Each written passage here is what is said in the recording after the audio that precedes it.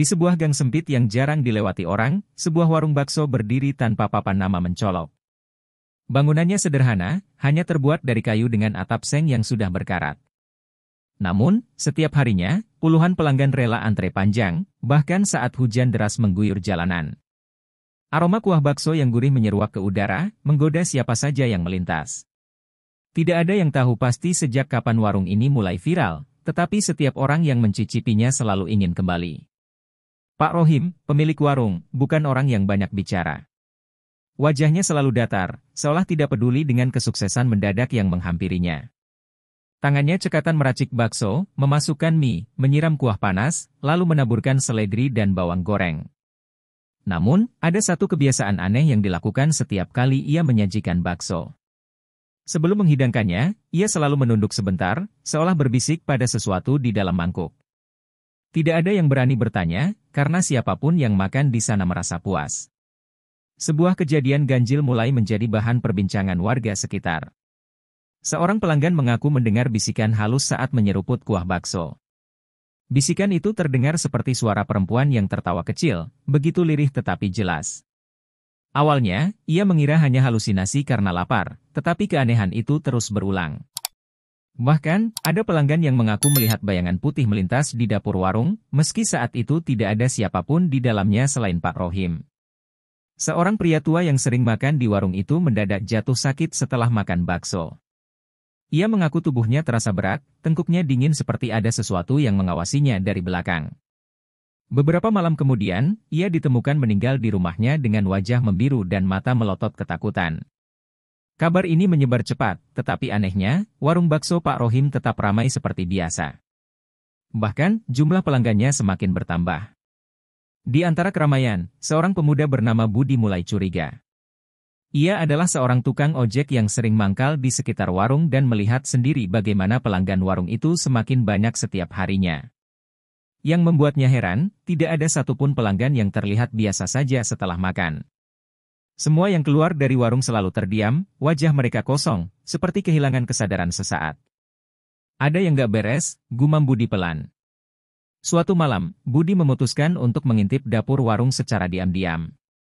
Ia berpura-pura hendak memesan bakso, tetapi matanya terus melirik ke dalam. Di dapur yang remang-remang, ia melihat sesuatu yang membuat jantungnya hampir berhenti. Seorang wanita berambut panjang berdiri di sudut ruangan, tubuhnya pucat seperti mayat, dengan mulut yang terus mengeluarkan cairan bening. Cairan itu menetes ke dalam sebuah mangkuk yang kemudian dibawa oleh Pak Rohim ke meja pelanggan. Budi hampir saja berteriak, tetapi ia menahan napasnya. Dengan tangan gemetar, ia segera berbalik dan pergi dari sana, berusaha menenangkan pikirannya. Enggak mungkin. Gue pasti salah lihat, bisiknya dalam hati. Namun, semakin ia mencoba melupakan apa yang baru saja ia lihat, semakin jelas bayangan sosok wanita itu di benaknya. Rasa dingin menyelusup ke tulangnya, membuatnya gemetar hebat. Keesokan harinya, ia berusaha menceritakan kejadian itu kepada teman-temannya di pangkalan. Namun, tidak ada yang percaya. "Ah, lu aja yang kebanyakan nonton film horor," kata seorang temannya sambil tertawa. Budi hanya bisa terdiam, tetapi ada perasaan tidak enak yang terus menghantuinya. Ia merasa harus mencari tahu lebih dalam sebelum sesuatu yang buruk terjadi. Sementara itu, warung bakso Pak Rohim semakin terkenal. Beberapa food vlogger bahkan datang meliput, memuji kelezatan baksonya yang disebut-sebut tiada tanding. Para pelanggan tidak peduli dengan desas-desus aneh yang beredar. Bagi mereka, selama bakso itu enak, mereka akan terus kembali. Hanya Budi yang masih merasa gelisah, terutama saat melihat tatapan kosong pelanggan yang baru saja keluar dari warung. Malam itu, hujan deras mengguyur gang sempit tempat warung berada. Budi duduk di atas motornya, mengamati dari kejauhan. Ia melihat sesuatu yang membuat bulu kuduknya meremang. Sesosok bayangan putih melayang di dekat warung, perlahan masuk ke dapur, seolah kembali ke tempatnya semula. Gila! Ini bukan halusinasi, gumamnya ketakutan. Pikirannya mulai dipenuhi berbagai pertanyaan. Apa yang sebenarnya terjadi di warung itu? Siapa sosok wanita yang ia lihat di dapur? Dan yang paling membuatnya ketakutan, berapa banyak orang yang sudah tanpa sadar memakan sesuatu yang berasal dari makhluk itu? Di tengah hujan yang semakin deras, Budi merasa ada sesuatu yang mengawasinya. Matanya menangkap bayangan seseorang di dalam warung, menatap langsung ke arahnya. Itu bukan Pak Rohim, melainkan sosok wanita berambut panjang yang tadi malam ia lihat di dapur. Wajahnya putih pucat, dengan mata hitam pekat yang seakan menembus jantung Budi. Jantungnya berdetak liar. Ia ingin beranjak pergi, tetapi tubuhnya terasa kaku. Hawa dingin menyelimuti sekelilingnya, dan suara cekikikan lirih terdengar di telinganya. "Selamat datang, mau bakso lagi?" Suara itu berbisik, dan Budi merasakan napasnya tercekat. Tanpa pikir panjang, ia menyalakan motor dan tancap gas secepat mungkin, tanpa berani menoleh ke belakang. Malam itu, ia bersumpah tidak akan pernah kembali ke warung bakso itu lagi. Namun, pertanyaannya belum terjawab, berapa banyak orang yang sudah menjadi korban pesugihan mengerikan ini? Dan yang lebih menakutkan, apakah warung ini benar-benar hanya satu, atau sudah ada cabang lain yang lebih tersembunyi? Budi masih belum bisa tidur sejak kejadian malam itu. Setiap kali ia memejamkan mata, bayangan wanita berambut panjang itu muncul di pikirannya, dengan air liur yang terus menetes ke dalam mangkuk bakso. Ia merasa harus memperingatkan orang-orang, tetapi siapa yang mau percaya? Warung itu semakin ramai, bahkan beberapa preman dari pasar dekat terminal mulai menjadikan tempat itu sebagai markas baru mereka. Mereka makan di sana hampir setiap malam, tertawa, merokok, dan berbicara kasar tanpa peduli siapapun di sekitarnya. Salah satu preman yang paling disegani adalah Rudy Bison, pria bertubuh kekar dengan bekas luka panjang di pipinya. Ia dikenal sebagai pemalak yang kejam, tak segan-segan memukul siapa saja yang berani melawannya. Malam itu, ia dan 5 anak buahnya datang ke warung dengan tawa keras, merusak ketenangan yang biasanya melingkupi tempat itu. "Pak Rohim, bakso 6 mangkuk?" "Tapi jangan bayar dulu, siapa tahu kami nggak suka," katanya dengan nada mengejek, diiringi tawa teman-temannya. Pak Rohim tidak bereaksi, hanya menunduk seperti biasa sebelum menghidangkan bakso ke meja mereka. Aroma kuah panas itu langsung membuat mereka rakus, dan tanpa berpikir panjang, mereka mulai melahapnya. Awalnya, mereka tertawa, bercanda, dan menggoda pelayan warung yang ketakutan. Namun, tidak lama setelah suapan pertama, wajah Rudy Bison mendadak berubah. Ia berhenti tertawa, tangannya yang memegang sendok bergetar, dan matanya mendadak kosong. "Ada apa, bos?" tanya salah satu anak buahnya, tetapi Rudy hanya diam. Matanya menatap kosong ke arah dapur, seolah melihat sesuatu yang tidak bisa dilihat oleh orang lain. "Bos?" Anak buahnya mulai panik, tetapi detik berikutnya, Rudy tiba-tiba berdiri, membanting mangkuknya ke lantai dengan keras. "Siapa di sana?" teriaknya, napasnya memburu, keringat dingin membasahi dahinya. Suasana warung langsung hening, semua pelanggan menatapnya dengan ketakutan. Dari dapur yang remang-remang, terdengar suara cekikikan lirih. Rudy menggeram, mencabut pisau lipat dari kantongnya, lalu berjalan cepat ke arah dapur. "Jangan ikut campur, gua bakal abisin orang yang berani main-main sama gua," teriaknya. Ia menendang pintu dapur dengan kasar, tetapi yang ia lihat di dalam bukan manusia. Sesosok wanita pucat berdiri di sudut, rambut panjangnya menutupi sebagian wajahnya, dan dari mulutnya, cairan kental bening terus menetes ke lantai. Rudy Bison, pria yang selama ini ditakuti banyak orang, merasakan teror yang belum pernah ia alami seumur hidup. Tubuhnya mendadak kaku, tengkuknya terasa seperti dicengkeram tangan dingin. Ia ingin berteriak, tetapi suaranya tertahan di tenggorokan. Wanita itu perlahan mendekat, tangannya yang kurus dan pucat mengarah ke wajahnya. "Mau tambah bakso?" bisik suara serak itu, disusul oleh tawa mengerikan yang membuat darahnya membeku. Di luar, anak buah Rudy mulai merasa ada yang tidak beres. "Bos nggak balik-balik," kata salah satu dari mereka dengan suara gemetar. Mereka saling pandang, merasa takut tetapi tidak ingin kehilangan muka. Dengan ragu, 2 di antara mereka memberanikan diri masuk ke dapur, tetapi yang mereka temukan hanyalah pisau lipat Rudy yang tergeletak di lantai.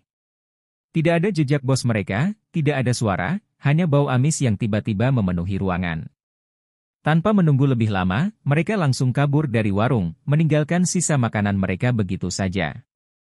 Sejak malam itu, Rudy Bison menghilang tanpa jejak. Tidak ada yang tahu kemana perginya, dan tidak ada yang berani bertanya kepada Pak Rohim. Warung itu tetap buka seperti biasa, dengan pelanggan yang terus berdatangan, seolah tidak pernah terjadi apa-apa. Hanya Budi yang masih memperhatikan semuanya dari kejauhan, merasa semakin yakin bahwa warung ini bukan sekadar warung bakso biasa.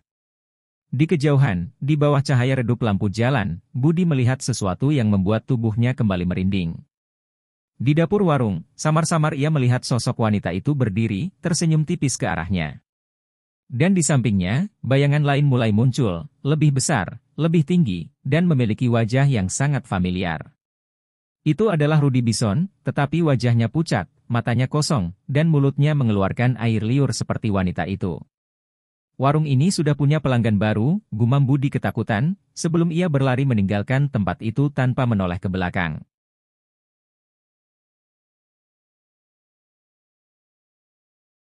Kehilangan Rudy Bison membuat pasar terminal gempar. Para preman yang biasa tunduk di bawah komandonya mulai gelisah, takut kalau ada geng lain yang bermain di belakang mereka. Namun, yang paling membuat mereka ketakutan adalah bagaimana Rudy menghilang, tanpa jejak, tanpa suara, hanya menyisakan pisau lipat dan bau amis aneh di dapur warung bakso. Mereka mencoba menanyakan ke Pak Rohim, tetapi pria tua itu hanya tersenyum tipis dan berkata, mungkin dia sudah kenyang. Beberapa preman lain mulai curiga dengan warung itu. Mereka tahu bahwa warung bakso biasanya jadi tempat transaksi dan pemerasan mereka, tapi sejak Rudy hilang, suasananya berubah. Setiap kali mereka mendekati warung itu, bulu kuduk mereka meremang tanpa alasan.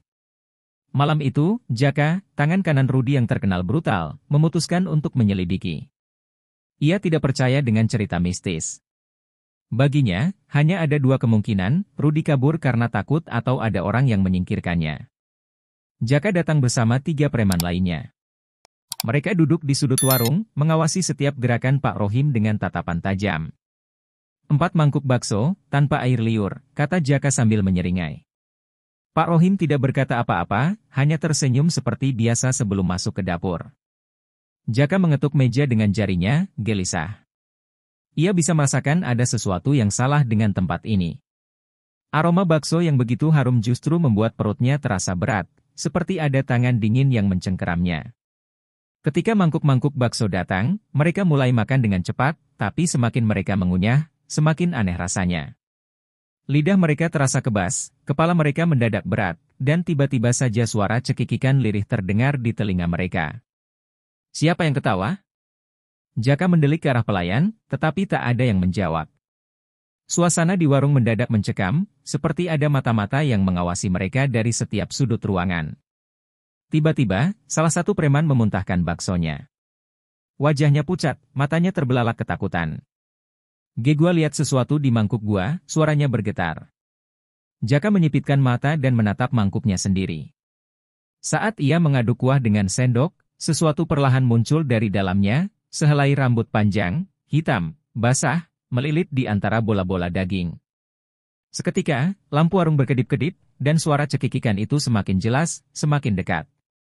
Tanpa pikir panjang, Jaka melemparkan mangkuknya dan bangkit berdiri.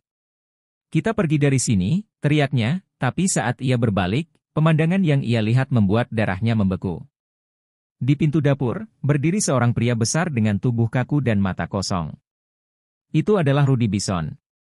Wajahnya pucat, bibirnya membiru, dan dari mulutnya, air liur kental menetes perlahan ke lantai. Kalian belum selesai makan, gumamnya dengan suara serak, diiringi oleh sosok wanita berambut panjang di belakangnya yang menyeringai mengerikan. Preman-preman itu menjerit ketakutan dan berhamburan keluar dari warung. Jaka hampir tersandung saat berlari, tetapi ia tidak peduli. Mereka berlari sejauh mungkin, tidak berani menoleh ke belakang. Namun, saat mereka sampai di pasar terminal, Jaka merasa ada yang aneh. Napasnya masih terengah-engah, tapi suara cekikikan itu belum menghilang. Ia menoleh ke arah temannya, tetapi yang ia lihat adalah wajah Rudy Bison yang kini ada di depan matanya, tersenyum dengan mata kosong dan air liur yang masih menetes. Malam itu, 4 preman menghilang tanpa jejak. Orang-orang pasar yang biasa melihat mereka setiap malam mulai bertanya-tanya, tetapi tidak ada yang berani mencari tahu. Warung bakso Pak Rohim tetap buka seperti biasa, dan justru semakin ramai oleh pelanggan. Tidak ada yang tahu kemana perginya Jaka dan anak buahnya. Hanya Budi, yang melihat dari kejauhan, merasa semakin yakin bahwa siapapun yang makan di warung itu tanpa menghormati sesuatu yang tak kasat mata, tidak akan pernah kembali dalam keadaan yang sama. Sementara itu, di dapur warung, Pak Rohim mengaduk kuah bakso dengan tenang. Di belakangnya, Sesosok wanita berambut panjang berdiri dengan kepala sedikit miring, tersenyum. Dari sudut ruangan, beberapa bayangan samar tampak bergerak, menunggu giliran mereka. Warung ini akan selalu ramai. Akan selalu ada pelanggan baru. Dan yang pergi, akan menjadi bagian dari sesuatu yang jauh lebih mengerikan. Kabar hilangnya Jaka dan anak buahnya membuat seluruh pasar terminal geger. Preman-preman lain yang biasa menguasai kawasan itu mulai saling tuduh, mengira ada kelompok pesaing yang diam-diam membereskan mereka.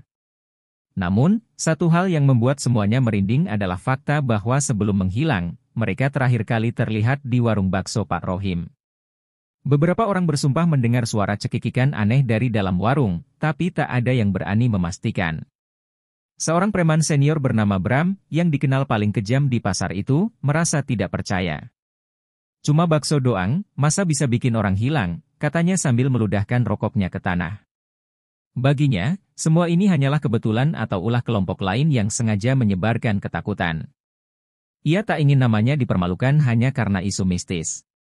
Malam itu, ia mengumpulkan 6 anak buahnya dan memutuskan untuk mendatangi warung bakso itu. Pak Rohim menyambut mereka dengan senyum khasnya, tak menunjukkan sedikit pun rasa takut. "Selamat datang, mau makan apa?" tanyanya dengan suara lembut. Bram mendekat dan menatap mata pria tua itu dengan tatapan penuh ancaman. "Gue cuma mau tahu satu hal, kemana perginya Jaka dan anak buahnya?" Pak Rohim tersenyum lebih lebar. "Kalau mereka datang ke sini, pasti sudah pulang dengan perut kenyang," jawabnya santai, membuat bulu kuduk Bram meremang. Tak ingin kehilangan muka, Bram mendudukkan dirinya di salah satu bangku kayu dan menepuk meja dengan keras. "Bikinin gue bakso spesial," katanya lantang. Pak Rohim mengangguk dan melangkah ke dapur, sementara Bram dan anak buahnya tertawa mengejek. Katanya ada yang hilang, tapi warung ini tetap rame. "Konyol banget," ujar salah satu preman, membuat yang lain ikut tergelak. Namun, tawa mereka perlahan mereda ketika udara di sekitar mulai terasa lebih dingin. Saat mangkuk bakso datang, Bram menyendoknya dengan rakus. Ia ingin menunjukkan bahwa dirinya tidak takut dengan omong kosong mistis. Namun, saat bola daging itu masuk ke mulutnya, matanya tiba-tiba melebar. Lidahnya terasa seperti digigit ribuan serangga, dan aroma busuk mendadak menyeruak dari dalam mangkuknya. Ia meludah ke tanah, namun yang keluar bukan bakso, melainkan rambut panjang hitam yang melilit di lidahnya seperti belatung menggeliat. Anak buahnya mundur ketakutan, tetapi Bram mencoba tetap tenang. "Ini cuma trik sialan," geramnya, meski tangannya mulai gemetar.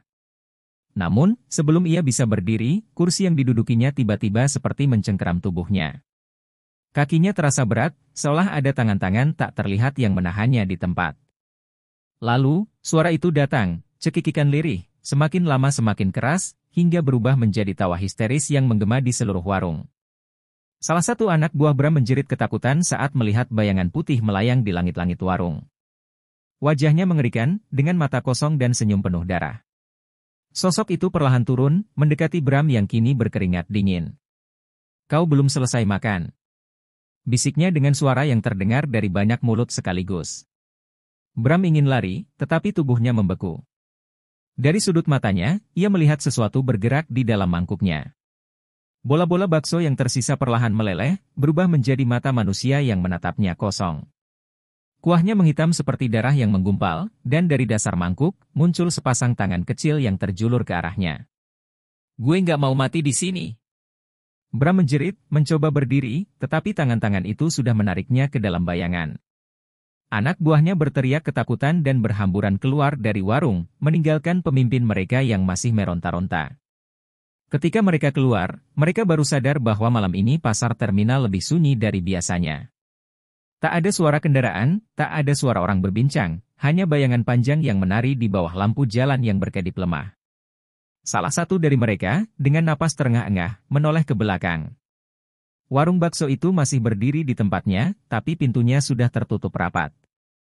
Tak ada suara. Tak ada tanda-tanda Bram. Seolah-olah ia tidak pernah ada.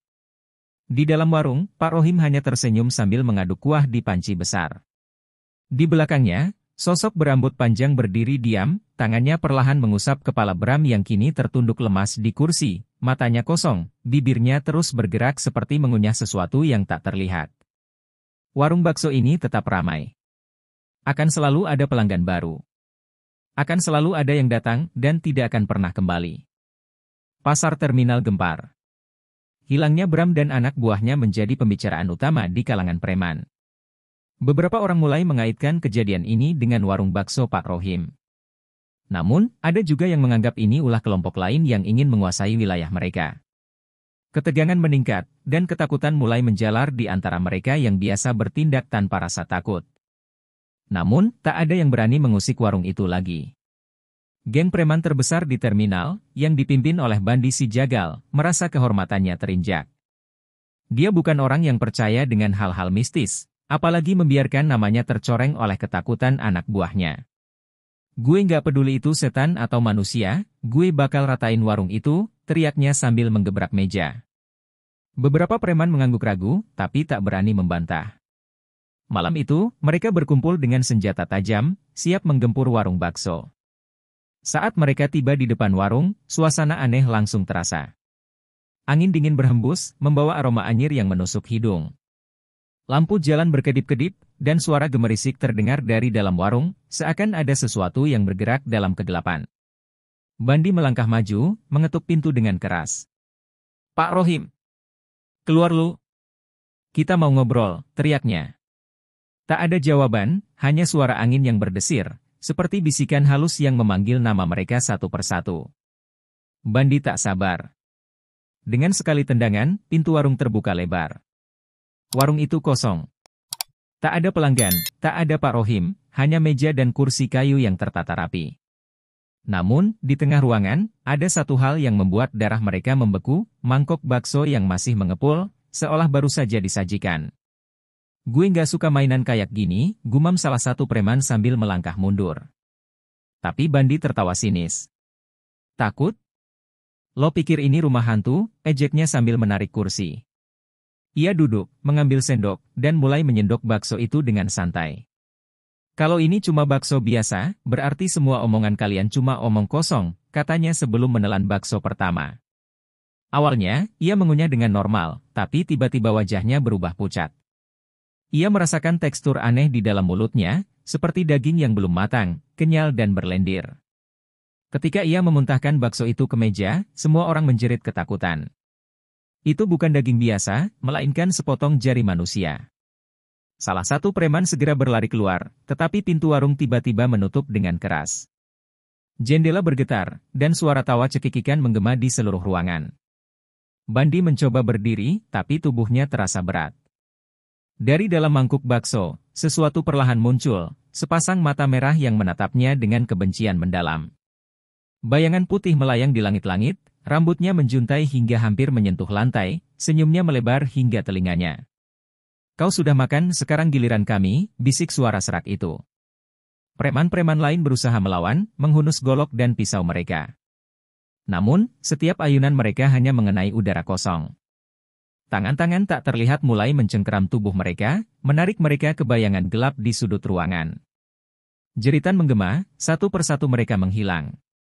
Bandi berusaha meraih pisaunya, tetapi tangannya sudah membusuk dalam sekejap, kulitnya mengelupas dan jatuh ke lantai seperti serpihan daging yang direbus terlalu lama. "Tolong!" Suaranya serak, tetapi tidak ada yang menjawab. Di luar warung, suara gaduh mendadak berhenti. Terminal kembali sunyi. Orang-orang yang lewat hanya melihat warung bakso yang tetap berdiri seperti biasa, dengan aroma sedap yang menguar dari dalam. Tak ada tanda-tanda perkelahian, tak ada darah, tak ada jejak perlawanan. Seolah-olah Bandi dan gengnya tak pernah ada di tempat itu. Seseorang yang penasaran melongok ke dalam warung, tetapi hanya melihat Pak Rohim yang tersenyum ramah, siap melayani pelanggan berikutnya. Seminggu kemudian, warung bakso itu tetap ramai. Pelanggan datang dan pergi, menikmati bakso yang katanya memiliki cita rasa yang khas. Tak ada yang tahu asal-usul dagingnya, tak ada yang peduli. Hanya segelintir orang yang sadar bahwa setiap beberapa minggu, ada orang yang hilang di sekitar terminal. Namun, mereka lebih memilih diam. Lebih baik makan dan menikmati hidup sebelum nama mereka menjadi bagian dari menu yang tersaji. Kabar hilangnya Bandi si Jagal dan anak buahnya membuat geger dunia preman di terminal. Tak ada yang tahu pasti apa yang terjadi, tapi semua berbisik tentang warung bakso Pak Rohim. Beberapa preman yang penasaran mencoba menyelidiki, tapi mereka pun lenyap tanpa jejak. Aroma kematian semakin terasa, namun tak ada bukti yang bisa ditemukan. Satu-satunya hal yang tersisa hanyalah warung yang tetap ramai dengan pelanggan setia. Di tengah ketakutan itu, datanglah kelompok baru, para algojo dari geng besar yang lebih kejam. Mereka bukan preman biasa, tapi orang-orang yang sudah kenyang membantai musuh tanpa ampun. Dipimpin oleh Joko Serigala, mereka datang bukan hanya untuk mencari jawaban, tapi untuk membalas dendam. Gue nggak peduli ini kerjaan setan atau manusia, yang jelas, lo semua bakal bayar lunas, geram Joko saat tiba di terminal. Matanya tajam, penuh amarah, dan siap menumpahkan darah. Joko dan 15 anak buahnya tak membuang waktu. Mereka mendatangi warung bakso dengan langkah berat, memastikan semua orang melihat kedatangan mereka. Pelanggan yang sedang makan segera beranjak pergi, meninggalkan warung dalam keheningan yang mencekam. Pak Rohim tetap tersenyum, seakan tak terpengaruh oleh kehadiran para pembantai itu. Silakan duduk, saya siapkan bakso spesial untuk kalian, ucapnya dengan suara tenang. Beberapa anak buah Joko langsung membalik meja, menjatuhkan mangkuk bakso hingga isinya berceceran. Kita nggak butuh bakso lo, kita butuh penjelasan. Mana Bandi dan anak buahnya, bentak salah satu preman sambil mencengkeram kerah baju Pak Rohim. Namun, pria tua itu hanya terkekeh pelan, tatapannya seperti melihat sesuatu yang jauh di luar jangkauan manusia biasa. Mereka sudah menjadi bagian dari warung ini, jawabnya singkat. Mendengar jawaban itu, Joko menghunus belati, menusukkannya ke meja kayu hingga bergetar. Lo pikir gue takut? Raungnya, matanya merah dipenuhi kebencian. Tapi sebelum sempat bergerak lebih jauh, angin dingin berhembus, membawa aroma busuk yang menusuk hidung. Jendela warung bergetar hebat, lampu-lampu berkedip, dan suara tawa cekikikan bergema dari setiap sudut ruangan. Para preman saling pandang, merasa sesuatu yang mengerikan tengah mengintai mereka. Tiba-tiba, salah satu anak buah Joko tersentak ke belakang, seperti ada yang menariknya. Ia menjerit, tapi suaranya terputus saat tubuhnya diseret ke bawah meja. Saat mereka melihat ke sana, yang tersisa hanyalah genangan darah dan mangkuk bakso yang berisi sesuatu yang bergerak, sepotong lidah manusia, masih segar, berlumuran kuah. Ketakutan melanda para preman, tapi Joko tetap bertahan, meskipun keringat dingin mulai membasahi pelipisnya. Dasar penakut! Joko berteriak, menendang kursi dan menarik senjata api dari balik jaketnya. Ia menembakkan peluru ke langit-langit, tapi yang terdengar bukan suara tembakan, melainkan jeritan panjang yang menggema di seluruh warung. Bayangan putih melayang turun, rambutnya menjuntai, dan matanya yang merah menatap mereka dengan kelaparan. Kalian datang untuk menjadi hidangan baru, bisiknya, sebelum tertawa dengan suara yang memekakkan telinga. Satu persatu anak buah Joko mulai lari, tapi mereka tak pernah mencapai pintu. Tangan-tangan hitam mencengkeram kaki mereka, menarik mereka ke dalam lantai seakan lantai itu berubah menjadi lubang neraka. Joko sendiri berusaha melawan, menebas bayangan itu dengan belatinya, tapi setiap serangan hanya menembus udara kosong. Dalam keputusasaan, ia berteriak, "Apa maumu?" Pak Rohim, yang masih berdiri di tengah warung, kini menatapnya dengan senyum mengerikan. "Aku hanya butuh bahan baku yang segar," bisiknya, sebelum tubuh Joko terasa kaku. Ia melihat ke bawah, kakinya menghitam, membusuk, dan mulai rontok seperti daging yang direbus terlalu lama. Jeritan terakhirnya menggema di seluruh terminal, sebelum akhirnya warung itu kembali sunyi. Keesokan harinya, terminal tetap ramai seperti biasa. Warung bakso Pak Rohim tetap buka, dengan aroma yang semakin menggoda. Pelanggan berdatangan, menikmati setiap suapan tanpa tahu dari mana daging itu berasal. Namun, hanya satu hal yang berbeda, sebuah foto baru terpajang di dinding warung. Foto Joko Serigala, tersenyum lebar, seakan ia masih berada di sana, menatap setiap pelanggan yang datang menikmati hidangan terakhir mereka.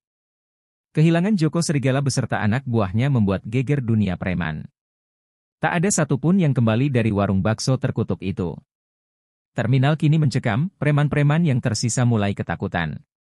Namun, di balik ketakutan itu, satu nama muncul ke permukaan, Rudi Buaya. Dia adalah sahabat lama Joko, pemimpin geng yang lebih bengis dan tak percaya tahayul. "Gue bakal bakar warung sialan itu," geramnya, mengumpulkan puluhan preman untuk menuntut balas. Malam itu, belasan motor melaju kencang menuju warung bakso Pak Rohim. Mereka datang dengan bensin, golok, dan pistol, siap menghabisi siapapun yang berani menghalangi mereka. Pelanggan berlarian melihat gerombolan itu mendekat, tapi Pak Rohim tetap berdiri di depan warungnya dengan tatapan kosong. "Mau makan bakso gratis, nak?" tanyanya pelan. Rudi meludahkan rokoknya ke tanah dan menarik golok. "Gue datang bukan buat makan, tapi buat bikin lo mampus." Tanpa banyak bicara, Rudi menebaskan goloknya ke arah Pak Rohim. Namun, sebelum ujungnya menyentuh kulit, angin dingin berembus begitu kencang. Tiba-tiba, tubuh Rudi terhenti, matanya membelalak melihat pemandangan di sekitarnya. Warung yang tadinya kecil dan sederhana kini berubah menjadi bangunan tua penuh lumut. Aroma daging busuk menyengat hidungnya, dan di meja-meja kayu, terlihat potongan tangan serta kepala manusia tertata rapi dalam mangkuk-mangkuk berkuah merah. Anak buah Rudi mundur ketakutan, beberapa sudah muntah di tempat. "Apa ini?" Rudi berusaha melangkah mundur, tapi kakinya terasa berat, seakan dicengkeram oleh sesuatu. Dari dalam warung, terdengar suara gemericik air liur menetes, diikuti oleh cekikikan panjang yang menggema. Seorang wanita berambut panjang dengan mata hitam pekat merayap keluar dari dapur, mulutnya berlumuran darah. "Daging segar, aku suka," bisiknya, sebelum menjulurkan lidah panjangnya ke arah Rudi. Para preman panik dan berusaha kabur, tapi satu persatu tubuh mereka menghilang di telan bayangan hitam. Rudi, yang masih berusaha menggerakkan tubuhnya, merasakan cengkeraman dingin di bahunya. Ia menoleh dan melihat Pak Rohim tersenyum, namun kali ini matanya hitam pekat seperti lubang neraka. "Kau datang dengan amarah, tapi pulang tanpa nyawa," bisiknya, sebelum Rudi menjerit panjang saat tubuhnya perlahan tertarik ke dalam kegelapan. Esok harinya, terminal kembali seperti biasa. Tak ada jejak perkelahian, tak ada tanda-tanda peristiwa mengerikan yang terjadi semalam. Warung bakso Pak Rohim tetap berdiri, kini dengan lebih banyak pelanggan. Beberapa orang mengaku melihat sosok mirip Rudi di dalam warung, mengenakan celemek, sedang mengaduk kuah bakso dengan tatapan kosong. Tapi mereka hanya tertawa, menganggap itu sekadar bayangan atau halusinasi belaka. Di sudut warung, sebuah foto baru terpajang. Foto Rudi buaya dengan senyum lebar, berdiri di samping Joko Serigala yang juga sudah menjadi bagian dari warung itu. Tak ada yang menyadari bahwa setiap kali pelanggan datang, mata mereka di dalam foto itu bergerak, seolah-olah mengawasi siapapun yang datang menikmati hidangan terkutuk. Pak Rohim menatap pelanggan yang menikmati baksonya, sesekali tersenyum. Ia tahu, akan ada lebih banyak preman yang datang. Akan ada lebih banyak daging segar untuk diproses. Malam semakin larut, dan dari dalam dapur, suara cekikikan kembali terdengar. Warung ini tidak akan pernah kehabisan bahan baku. Di luar terminal, kelompok preman lain mulai bertanya-tanya, kemana perginya Rudi dan gengnya. Mereka tak tahu, nasib mereka sudah ditentukan. Satu persatu, semua yang menantang warung bakso ini akan lenyap. Preman-preman itu mungkin menguasai jalanan, tapi di warung ini, mereka hanyalah hidangan berikutnya. Kabar hilangnya Rudi buaya dan anak buahnya menyebar cepat di dunia preman. Terminal yang biasanya riuh kini dipenuhi bisik-bisik ketakutan. Namun, tak semua gentar. Satu nama kembali muncul, seseorang yang lebih bengis dan kejam dari Rudi, Bang Kobra. Preman tua yang telah menaklukkan banyak lawan, ia tidak percaya dengan cerita mistis. Masa iya warung bakso bisa bikin preman hilang? Kalau ada yang main belakang, gue sendiri yang bersin, katanya dengan suara berat. Malam itu, Bang Kobra datang bersama 30 orang anak buahnya. Mereka bukan preman ecek-ecek, melainkan algojo jalanan yang terbiasa membantai musuh. Dengan penuh percaya diri, mereka mengitari warung Pak Rohim. Warung itu tetap tampak tenang, seolah tak terusik oleh kehadiran gerombolan maut ini. Bang Kobra mendekat, menendang meja hingga terbalik. "Keluar, bangsat!" teriaknya. Namun, tak ada suara balasan, hanya angin malam yang berhembus aneh. Salah satu anak buahnya, Tony, merasa tengkuknya merinding.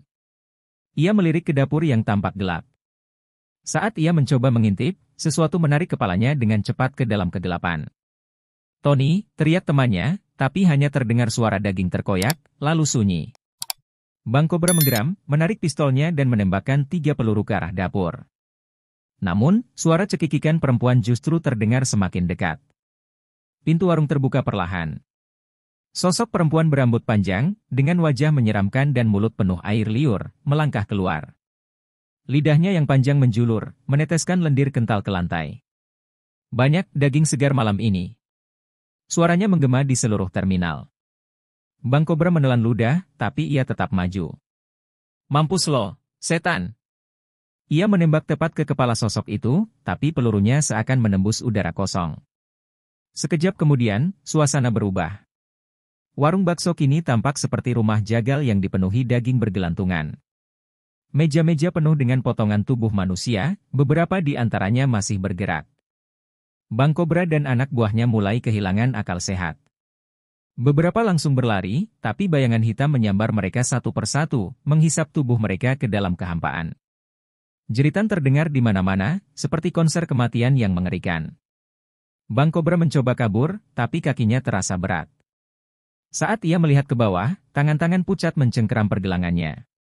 Dari dalam tanah, wajah-wajah familiar muncul, Joko Serigala, Rudi Buaya, dan anak buah mereka yang hilang. Mata mereka kosong, wajah mereka pucat seperti mayat, tapi mulut mereka tersenyum. Sekarang giliran lo, Kobra, bisik Rudi, sebelum menarik tubuh Bang Kobra ke dalam kegelapan. Di luar, suasana kembali seperti biasa. Warung bakso Pak Rohim tetap berdiri, kini lebih ramai dari sebelumnya. Tak ada tanda-tanda perkelahian, tak ada jejak darah, seolah tak ada yang terjadi. Seorang pelanggan mengamati foto yang terpajang di dinding. Ini foto siapa ya? Kayaknya mirip Bang Kobra, tanyanya. Pak Rohim hanya tersenyum, matanya berkilat aneh. Mungkin cuma mirip, nak, jawabnya pelan. Malam semakin larut, dan warung tetap buka. Dari dapur, terdengar suara hiruk-pikuk, seolah ada banyak orang yang sibuk bekerja. Padahal, hanya Pak Rohim seorang diri di sana. Seorang bocah kecil yang baru datang menatap dapur dengan penasaran. Pak, kok aroma baksonya beda ya? Kayak lebih sedap, katanya polos. Pak Rohim hanya tertawa kecil. Itu karena resep rahasia kami, nak. Dagingnya selalu segar, baru diproses tadi malam. Di terminal, preman-preman yang tersisa mulai waspada. Mereka kini tahu, siapapun yang menantang warung bakso Pak Rohim akan lenyap tanpa jejak. Tapi tetap saja, selalu ada orang-orang baru yang datang, ingin mencoba peruntungan. Terminal tak pernah sepi dari orang-orang yang haus kekuasaan, dan Pak Rohim tahu, warungnya tidak akan pernah kehabisan bahan baku. Sementara itu, dari dalam dapur, suara cekikikan halus terdengar lagi. Kuntilanak penunggu warung itu tersenyum puas, menjilati bibirnya yang berlumuran darah. Malam ini ia kenyang, tapi besok pasti akan ada tamu baru. Warung bakso ini bukan sekadar tempat makan. Ini adalah tempat pemurnian. Tempat di mana preman-preman sombong akhirnya merasakan apa yang selama ini mereka lakukan, menjadi santapan untuk sesuatu yang jauh lebih buas dari mereka. Terminal kembali sunyi setelah lenyapnya Bang Kobra dan gerombolannya. Para preman yang tersisa hanya bisa diam, menatap warung bakso Pak Rohim dengan ngeri. Nama warung itu kini beredar di seluruh penjuru kota, bukan sebagai tempat makan, tapi sebagai gerbang neraka. Namun, masih ada yang merasa tak terima. Beberapa kelompok preman dari luar daerah mulai berdatangan, tertarik menantang mitos yang beredar. Di antara mereka, seorang preman kawakan bernama Gino Jampang datang dengan 20 anak buahnya. Berbeda dari yang lain, Gino tak percaya hal mistis. Gue nggak peduli jin atau setan, yang gue tahu, bisnis ini terlalu besar buat dibiarkan begitu saja, katanya dengan nada penuh percaya diri. Ia menatap warung bakso itu dengan tatapan pemangsa, berpikir bahwa ini hanyalah permainan psikologi semata. Malam itu, Gino dan anak buahnya duduk di warung, memesan bakso dengan santai. Tak ada tanda-tanda keanehan, semuanya terasa normal. Bakso yang tersaji di depan mereka terlihat lezat, kuahnya menggoda, aromanya menggugah selera. Gino mencicipinya dengan rakus, merasa takjub dengan kelezatannya. Anjir, ini bakso paling enak yang pernah gue makan, teriaknya. Yang lain ikut menikmati, seolah melupakan semua kisah horor yang mereka dengar. Namun, beberapa menit kemudian, sesuatu yang aneh mulai terjadi. Salah satu anak buah Gino, Beben, tiba-tiba terdiam. Matanya melotot, mulutnya menganga, seolah ingin berbicara tapi tak bisa. Perlahan, wajahnya berubah pucat, tangannya mencengkeram meja hingga kuku-kukunya membiru. Lalu, satu persatu dari mereka mulai merasakan hal yang sama, tubuh mereka terasa berat, kepala mereka pening, dan perut mereka seolah diremas oleh sesuatu yang tak terlihat. Gino mengangkat kepalanya, matanya membelalak melihat pemandangan yang mengerikan.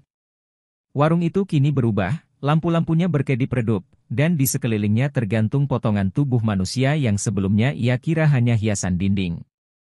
Dari balik dapur, muncul Pak Rohim, tapi wajahnya kini bukan lagi wajah manusia biasa. Matanya kosong, mulutnya tersenyum lebar, dan di belakangnya berdiri sosok wanita berambut panjang dengan wajah penuh darah. Seketika, jeritan menggema di seluruh terminal. Satu persatu anak buah Gino berjatuhan, tubuh mereka menggelepar seperti ikan yang sekarat. Dari dalam perut mereka, tangan-tangan kecil keluar, merobek isi tubuh mereka dari dalam. Gino bangkit, mencoba kabur, tapi kakinya terasa berat, seolah ada sesuatu yang menahannya. Ia melihat ke bawah, dan yang ia lihat adalah dirinya sendiri, bukan tubuhnya, tapi refleksinya yang sedang tersenyum, menatapnya dengan mata penuh kegilaan. Pak Rohim mendekati Gino perlahan, matanya memancarkan tatapan haus darah. "Kau menikmati baksonya, bukan?" Suaranya bergema, terdengar dari segala arah.